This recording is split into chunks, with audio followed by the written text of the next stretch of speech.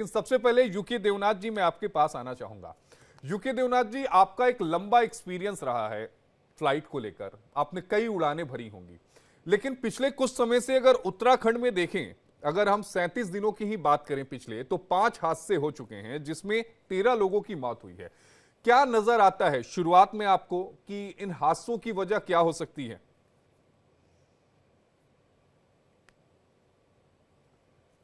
Unmute करिएगा sir. जी हाँ, पिछले 37 दिन में 5 हादसे हो चुके हैं, जो कि बहुत ही दुखदाई और हृदय विदारक खबर है। मैं आपके चैनल के माध्यम से जो मृतक हैं उनके परिवारजनों को मेरी संवेदनाएं भेजना चाहता हूँ। होता यह है कि पहाड़ों में हेलीकॉप्टर जब उड़ता है तो बहुत ही स्पेशलिस्ट, बहुत ही खास अंदाज से उड़ाना पड़ता है, क्योंकि जब हेलीकॉप्टर जा रहा होता है अपने रूट में तो दाएं तरफ भी पहाड़ है, बाएं तरफ भी पहाड़ है। यानी अगर कोई इमरजेंसी हो जाए तो पायलट आसानी से दाएं या बाएं नहीं जा सकता, उसको घाटी की दिशा में ही लगातार चलना पड़ेगा। इसी तरह से जैसे अब लग रहा है आज सुबह का जो हादसा था, जी। पहाड़ों में अचानक से बादल आ जाते हैं। हम्म। आपको लगेगा कि अभी मौसम साफ है और आप जैसे ही टेक ऑफ करेंगे ये सोच के कि बादल नहीं है, हम्म। लेकिन टेक ऑफ के 2 मिनट, 4 मिनट, 7 मिनट के अंदर ही पहाड़ों में बाहर बादल ड्रिफ्ट होके आ जाते हैं, यानी बहते बहते हम्म। आ जाते हैं। तो ऐसे में पायलट्स जो हैं उनको बहुत क्लियर निर्देश है कि वो बादल के अंदर नहीं घुसेंगे, हम्म। यानी वीएफआर रहेंगे, विजुअल फ्लाइट कंडीशन। वो बादल के बाहर रहेंगे, यानी या तो बादल के दाएं बाएं से चले जाएं या ऊपर से चले जाएं।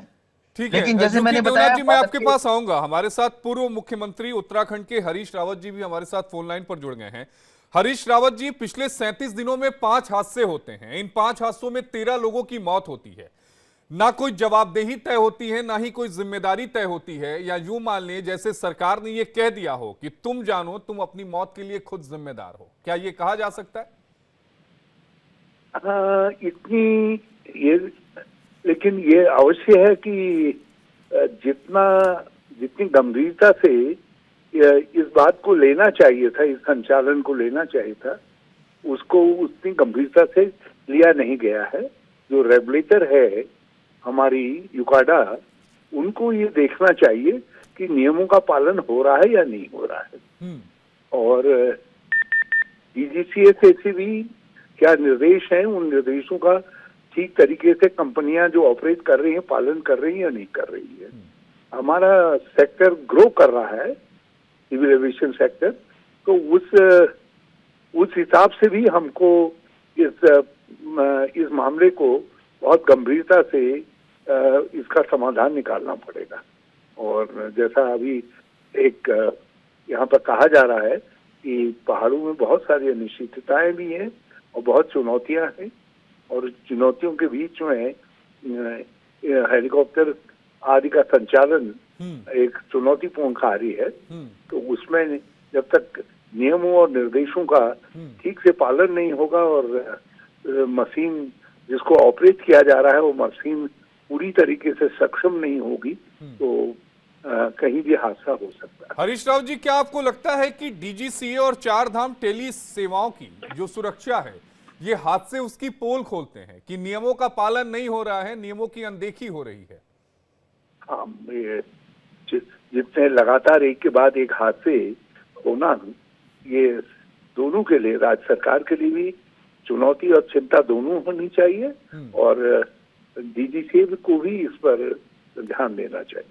हमारे साथ प्रेमचंद अग्रवाल जी भी जुड़ गए हैं। हरीश रावत जी, आप हमारे साथ बने रहिएगा। प्रेमचंद अग्रवाल जी, लगातार हादसे हो रहे हैं। 37 दिनों की अगर हम बात करें तो 5 हादसे हो गए, 13 मौत हो गई। देखिए, वास्तव में आपकी जो घटना है दुखद है और दुर्भाग्यपूर्ण है। मैं पहले उन 7 जो लोग आज की दुर्घटना में जिनकी मृत्यु हुई है, पायलट समेत, मैं उनको श्रद्धांजलि दे रहा हूं और भगवान से प्रार्थना कर रहा हूं कि दिवंगत आत्माओं को शांति प्रदान करें, और जो उनके परिजन हैं उनको ये जो संकट उनके सामने आया, बहुत बड़ा दुख जो उनके लिए ये असामयिक मौत उनकी हुई, उसके लिए मैं भगवान से प्रार्थना कर रहा हूँ कि उनको धैर्य प्रदान करे।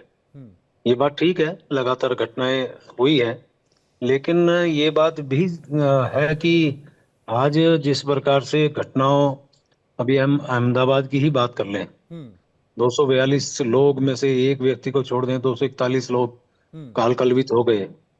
और उसमें भी पायलट समेत, क्रू समेत सभी लोग, उनके अलावा भी अनेकों लोग हम्म इस दुनिया में आज वो नहीं है। मैं उनको भी आज आपके माध्यम से श्रद्धांजलि दे रहा हूँ। हम्म ये कुछ ऐसी घटना है जिनके बारे में जब तक जांच न हो जाए हम्म तब तक कुछ कहा नहीं जा सकता। हम्म लेकिन इसके लिए भी मैं कह सकता हूँ कि माननीय मुख्यमंत्री जी बहुत गंभीर हैं। हम्म आज भी बैठक उन्होंने ली, इससे पहले भी बहुत कठोर निर्देश उनके माध्यम से दिए जा चुके हैं। हम्म और किस प्रकार से ये घटना या इससे पहले घटना हुई, हम्म जांच के उपरांत ही सामने आएगा। हम्म क्योंकि ये इस प्रकार का जो एयर ट्रैफिक है या हेलीकॉप्टर की दुर्घटना हुई है, ये सामान्य घटना हम लोग नहीं मानते हैं। और इसके लिए जब तक जांच न हो जाए हम्म तब तक इसके बारे में कुछ कहना जल्दबाजी होगा। देखिए, जांच की बात हो गई है। विमान दुर्घटना जांच ब्यूरो, जिसे AIIB कहते हैं, वो इस मामले की जांच करेगी। लेकिन हैरानी इस बात की है ना प्रेमचंद अग्रवाल जी, कि जांच की रिपोर्ट सामने आ नहीं पाती है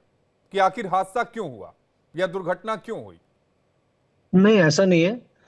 कोई भी जांच होती है, जांच की रिपोर्ट भी आती है। हम्म ये अलग बात है वो सार्वजनिक नहीं हो पाती हो। हम्म लेकिन जांच का, कोई भी जांच हो, छोटी जांच हो, किसी भी रूप की जांच हो, हम्म जांच अंतोगत्वा जांच रिपोर्ट भी आती है। हम्म और उसका संज्ञान भी लिया जाता है, उसमें हम्म गंभीरता भी दिखाई जाती है। हम्म सरकार के कारण ये विषय है नहीं कह रहा हूँ। हम्म सामान्य तौर पे सरकार किसी की भी हो, कोई भी सरकार हो, हम्म जब जांच होती है तो जांच की रिपोर्ट भी आती है। और जांच की रिपोर्ट यदि माना कहीं कोई फॉल्ट है, कोई कमी है, कोई गलती है, कुछ हुआ है, तो उसके ऊपर सरकार या प्रशासनिक अमला हम्म। उस पर पूरी गंभीरता से प्रेमचंद अग्रवाल जी, संजीदगी के एक साथ जानकारी बातचीत दर्शकों को करता है। दीजिएगा कि आखिरी बार कौन सी जांच की रिपोर्ट सार्वजनिक हुई थी। मान लीजिए कि सुरक्षा कारणों की वजह से जांच की रिपोर्ट सार्वजनिक भी नहीं हुई, तो कार्रवाई क्या हुई, जवाबदेही क्या हुई, ये बता दीजिए आप। मैं ये बात इसलिए कह रहा हूं कि यदि घटना कोई हुई और जांच उस पे हुई, कार्रवाई अंतोगत्वा उसके आधार पे ही होती है। हम्म और यदि माना सार्वजनिक नहीं हुई तो ये नहीं हम कह सकते कि जांच रिपोर्ट नहीं आई। हम्म कोई कोई जांच यदि होगी तो उसकी रिपोर्ट तो आएगी, स्वाभाविक रूप से आएगी। और उसी के आधार बना के कोई भी सरकार, मैं इस सरकार को और अपनी सरकार और पराई सरकार की बात नहीं कर रहा हूँ। मैं एक ही बात कह रहा हूँ, कोई भी सरकार उस पर अंतोगत्वा निर्णय भी लेती है। हम्म तो अभी इस पे जांच के लिए आदेश माननीय मुख्यमंत्री जी ने दिए हैं। और जब ये जांच रिपोर्ट आएगी हम्म। और मुझे मौका लगेगा आपसे बात करने का, तो मैं जरूर उस बात को आपको सार्वजनिक करूंगा। प्रेमचंद जी, हमारे साथ SDRF चीफ अपर्ण यदुवंशी भी जुड़ गए हैं। मैं उनके पास जाऊंगा, लेकिन मैं आपसे बस एक सवाल मेरा वही है कि इससे पहले जांच हुई होगी, रिपोर्ट आई होगी, पहला हादसा तो नहीं हुआ, इससे पहले भी हादसे हुए हैं। बस यही मैं जानना और समझना चाहता हूं कि क्या कोई कार्रवाई हुई है, क्योंकि इस डिबेट में आने से पहले मैंने 2 घंटे रिसर्च की, बात की अलग अलग लोगों से, लेकिन मुझे कोई जानकारी नहीं मिली। तो अगर आप मुझे वो जानकारी दे दें ताकि हम दर्शकों तक पहुंचा पाए। मैंने मैं आपसे ये कह रहा हूँ, हम्म यदि इस जांच की बात को यदि हम समझ लें हम्म और यदि आप मुझे मौका देंगे अगली बार, तो मैं निश्चित रूप से आपको सार्वजनिक करूंगा। प्रेमचंद अग्रवाल जी, मैं आपको बिल्कुल मौका दूंगा, लेकिन जहां तक मेरी जानकारी है अभी तक कोई कार्रवाई नहीं की गई है। इससे पहले आप हमारे साथ बने रहिएगा। अपर्ण यदुवंशी भी हमारे साथ SDRF चीफ हैं, फोन लाइन पर जुड़ गए हैं। अपर्ण जी, बेहद स्वागत है आपका इंडिया डेली में। अपर्ण जी, ये जो मौसम होता है, ये मौसम मुझे लगता है कि आप लोग के लिए सबसे ज्यादा चुनौतीपूर्ण होता है।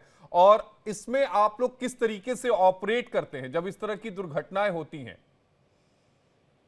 देखिए, जो केदार घाटी है वहाँ का मौसम जो है बहुत ही डायनामिक रहता है। और जो हर पल पल जो है वहाँ पे मौसम जो है वेदर चेंज करता रहता है। और आज की भी जो ये दुर्घटना हुई, इसमें हमारे लिए जो बैड वेदर था, जो फॉग लगा हुआ था, वो काफ़ी चैलेंजिंग था। और जो वहाँ की भौगोलिक परिस्थिति है, काफ़ी विषमता है वहाँ पे, जंगल और स्टीप टेरेन है। तो उसको लेके भी हमारी जो टीम है वो उसको रेस्क्यू इक्विपमेंट्स लेके इतनी ऊपर तक चढ़ाई करनी पड़ती है। और फिर जो दुर्घटनाग्रस्त मलबे में से शव को निकालना, ये काफ़ी कुछ चैलेंजिंग था हमारे लिए। बट SDRF की टीम जो है वो पूरी तरीके से तैयार है और हर तरह से सक्षम है।